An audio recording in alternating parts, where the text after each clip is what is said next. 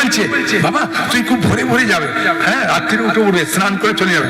তখন বলার পরে হারাই পণ্ডিত নিতাইকে ধরে বলছেন, বাবা নিতাই তোর যা বুদ্ধি, হ্যাঁ খুব ভালো বুদ্ধি, বলে খুব আদর করছে। বলছে বাবা বাবা আর একটা কথা বলবো। বলছে বাবা তুমি যা মা যা করছে যদি একটু বেশি করে আমি রোজ একটু একটু খাবো আর তোমার কথা মনে রাখবো, হ্যাঁ তাহলে বাবা একটু বেশি। তখন হারাই পণ্ডিত এত খুশি হয়েছে আর পদ্মাবতী শুনে খুব খুশি হয়েছে, তাহলে নিতাই আমার কাছে থাকবে। তাই বলছে হ্যাঁ হ্যাঁ হ্যাঁ শোনো পদ্মাবতী, যা করবে ডবল করবে, হাফ নিতাইকে দেবে আর হাফ আমাকে দেবে, ঠিক আছে?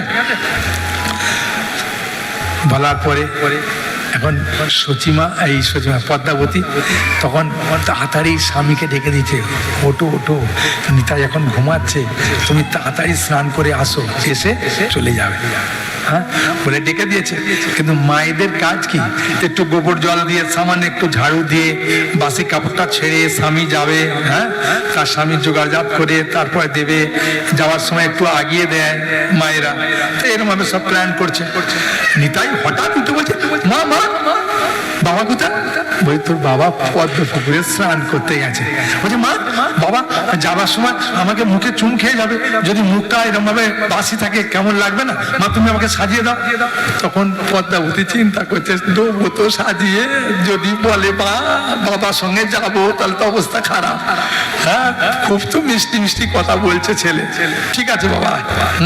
বলে নিতাইয়ের মুখটা মুছে দিয়েছে, আর মুছে দিয়ে একটা নতুন তোয়ালে দিয়ে মুখটাকে মুছে দিয়েছে, মুখটা ধুয়ে মুছে দিয়েছে। কি সত্যি নতুন তোয়ালে দিয়ে মুছে দিয়েছে? বাবা বাচ্চার মুখটা কিসে মোছে? হ্যাঁ বাবা ওটাও বলতে পারছে না, দেখছে এখন তার কাপড়ে অনেকে পয়নাটা আঁচল পাবে কি আর, হ্যাঁ তাই মা পদ্মাবতী দেবী তার বাচ্চার মুখ মা কখনো নতুন তোয়ালে দিয়ে মোছায় না। কি দিয়ে মোছায়? আঁচল দিয়ে মোছায়, এটা মায়ের প্রেম। হ্যাঁ তাই আমি বললাম নতুন তোয়ালে দিয়ে সবাই চুপ করে আছে, হ্যাঁ বাবা তোয়ালে কাপড়টা নোংরা করবো। হ্যাঁ মায়েরা সবসময় দেখবেন বাচ্চা